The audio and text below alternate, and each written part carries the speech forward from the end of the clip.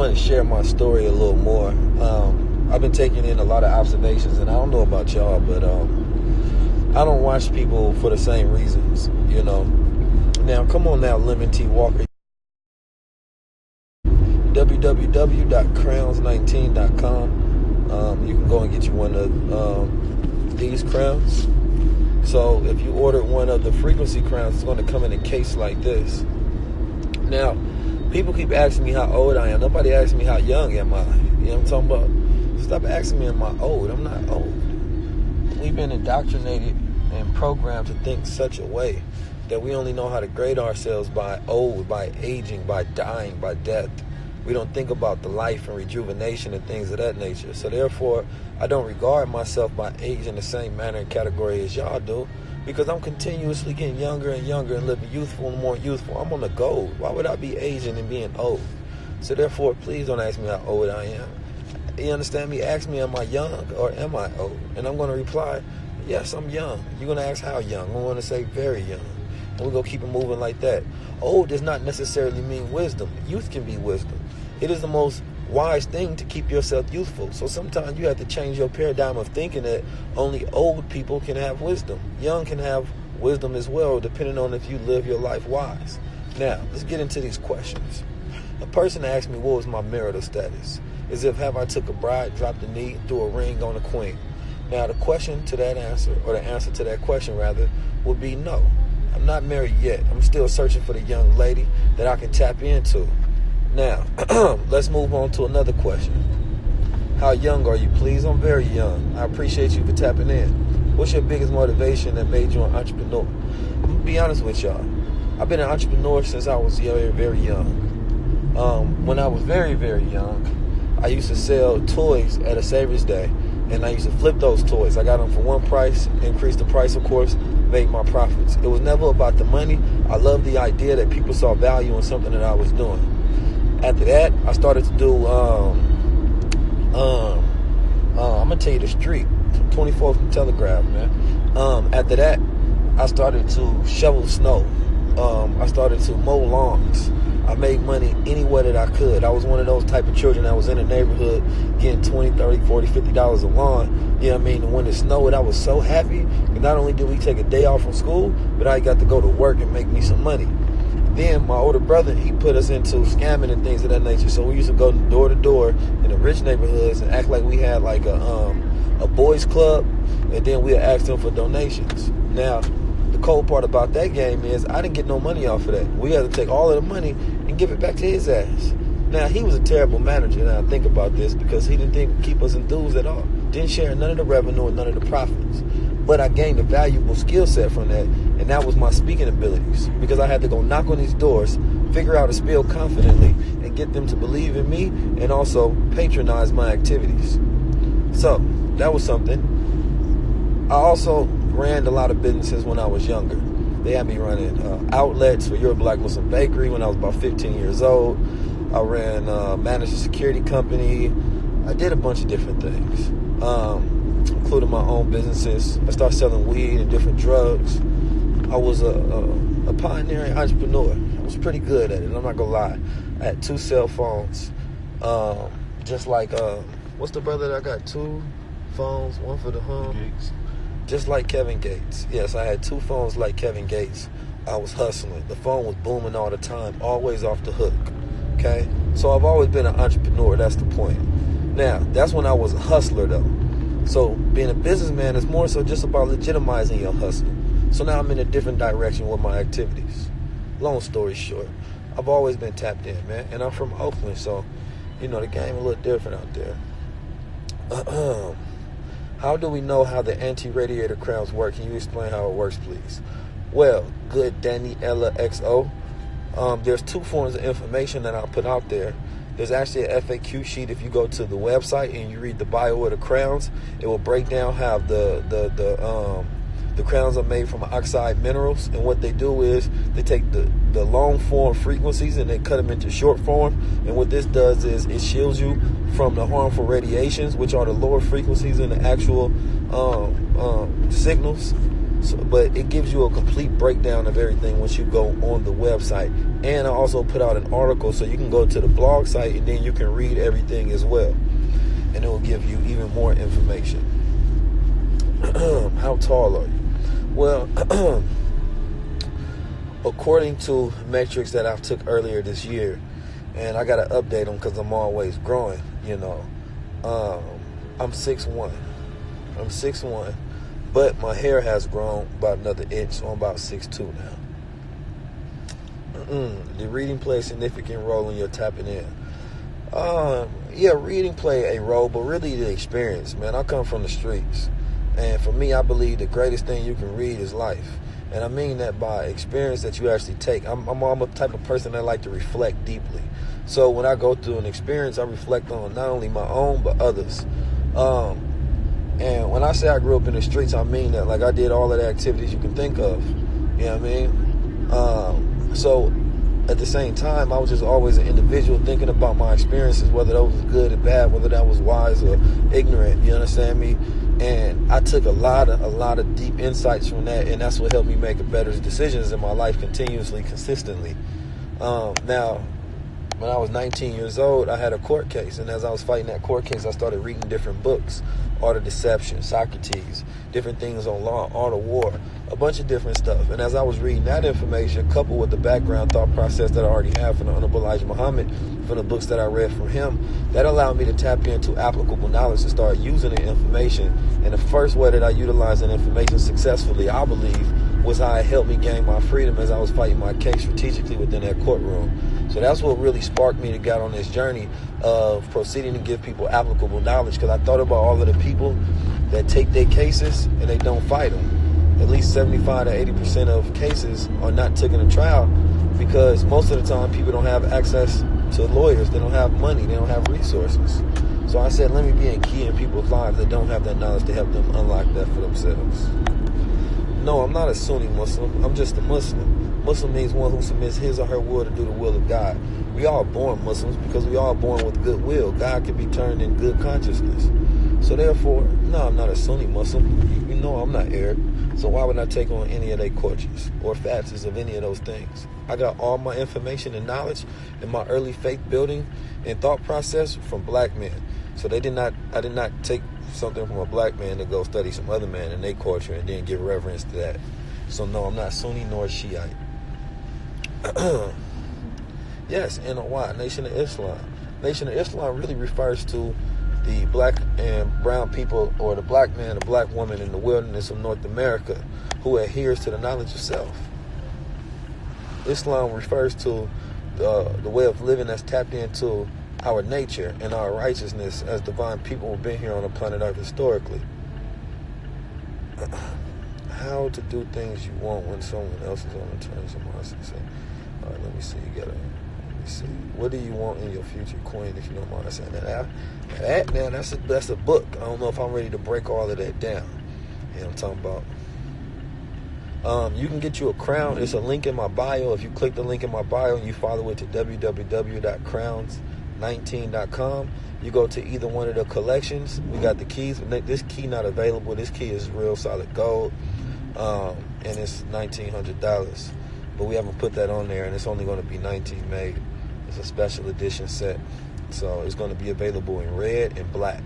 The other keys, those are 64 and then 119 for the double key. So yeah, crowns are all being sent out this week. I hired my brother and my sister this month. Congratulations to moi. Family business and no business, as my brother Derek Grayson was saying. We practicing nepotism over here, and she's running the back end of my business so that everything can be run smoothly, because at first I was doing the big blunt of the work. So therefore, we expanding the business. It's been my greatest year in business yet, and it's amazing. My brother Kenneth Scott said he got his yesterday, ain't took it off. I'm telling you, once you get your crown and you experience the power that comes along with it, as individuals see you move about this paradigm and they tap in those cosmic symbols that's on your head, people stop me all the time. They want to know, where's the keys, where's the crown? And who's this wearing the crown? You know what I mean? So when I opened my mouth at first, they was asking about the crown and about the keys. Then they want to know who I am. So it becomes a piece of introduction for you. It communicates to the world that you're amazing. Somebody asked me why I'm so dope. Well, here's the thing about that, the secret of Victoria. The secret of keys is I used to sell dope, and now I became dope. So I became the product that I used to sell. All right. Just purchase some of your gold water, waiting for it to come in. Yes, the gold water is amazing. It's amazing that a lot of people have been tapping into the gold water. It's been one of the most successful businesses that I've started. And I got to thank really for my team. And I got to thank Billionaire PA too. But I meant Blue Pill, my business partner in it. And we continue to push this product, and we continue to create other products that can go alongside of it, things that I actually use within my real life. I only sell and push people to services and products that I actually utilize within my own life. Yes, we ship all around the world. We ship to UK, we ship to Africa, we ship to Antarctica. You know what I mean? I'm waiting on Elon Musk to start the shipping so we can have stuff going off to Mars as well. So, we ain't playing with nobody. We'll make sure we get everybody. Good books to read are books that feed your mind with applicable knowledge. Now, it depends on what particular sector of knowledge that you're looking for. Business management, marketing, spirituality, metaphysics.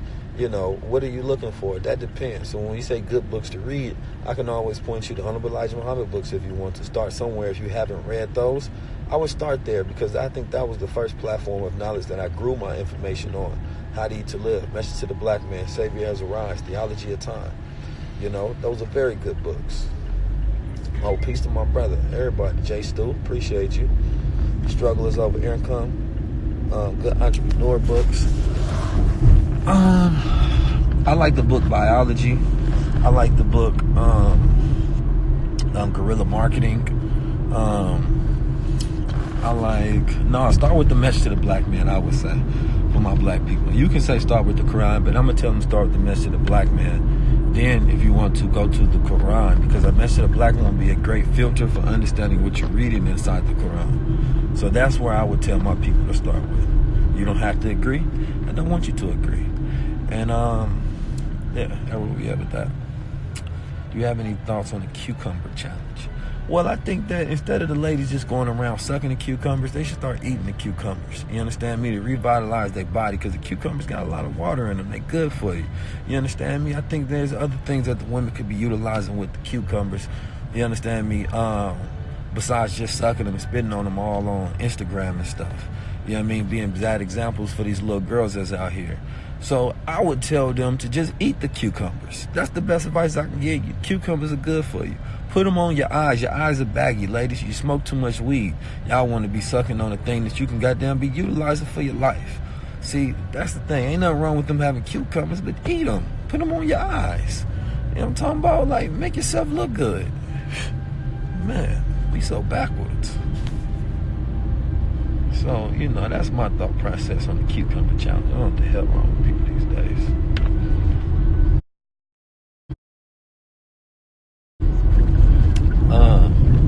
Yeah, they gotta hydrate. Come on now. What's wrong with these people?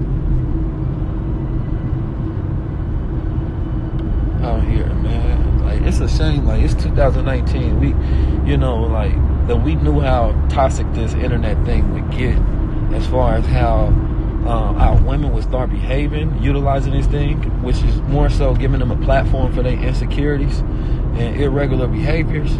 You understand me? We would have never gave these phones to our daughters. If we knew what this internet was going to do to our young girls once they grew up, and that was the behavior that they was going to sink themselves in for a little bit of attention, we would have never gave this to our daughters.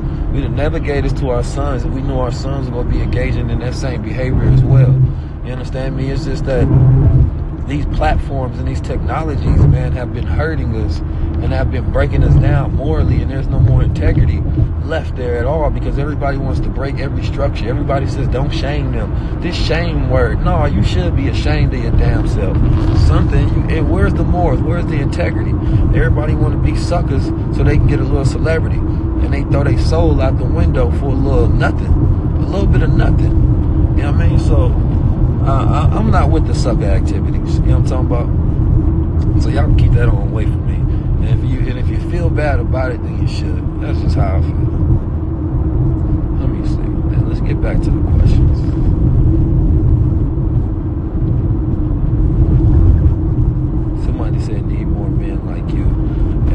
Well, I tend to agree with you. I'm not perfect, though. But my father said something. We was talking about this earlier. He said, if I had more Bashirs, that's his name, in the world, I'd take over everything. And I was just thinking, like, damn, if I had 19 keys, now I'm 19 keys. I'm just saying, if it was 19 keys, my God. But that's why I co-founded the Shifters. You know what I mean? Find individuals who are doing the same similar things as myself. So there's men like me in the world. There's better men than me in the world as well. I mean, I ain't even met them, but I know that they out there. You know what I'm talking about? They might be my future sons.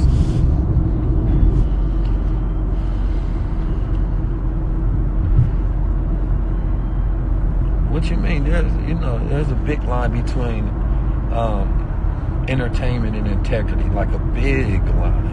You know what I mean? You don't sacrifice none of your morals and those things that make you a good person or a thing that make you a respected person for the sake of entertainment. What's the ROI on this entertainment? Huh?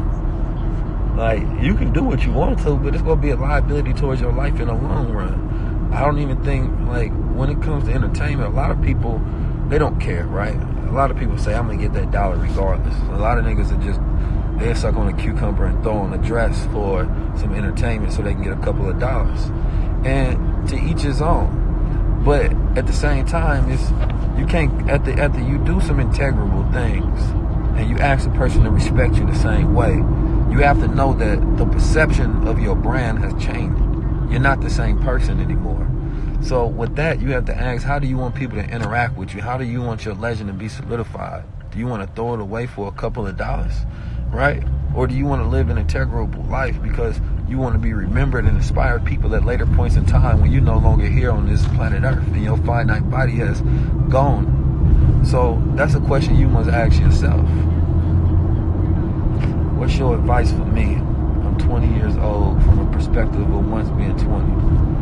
Well, I'm still there. I'm 19. You know what I'm talking about? So you old as hell. You older than me, man. I'm a young man out here. You know what I mean? I tell you, get as much knowledge as you can. Develop you a goal and execute that. You know what I mean? It takes different things. You got to open up your palette, right? A lot of us stay stuck and geo-locked to different locations, and we don't get to travel outside our boxes of paradigms. Once you do that, it exposes you to different things. This exposure changes your vision. It changes the things that you think of. It breaks the boxes open in your mindset, right? Never allow yourself to be boxed in by other people's perceptions, thoughts, ideas, paradigms, and programs. That's pragmatic to your progress. So if you want to be proficient and prolific, then you got to think about striving for perfection. Nobody says you have to be perfect, but the striving in itself is a perfect thing to do. So tap into those P's, man. That's all I'm saying.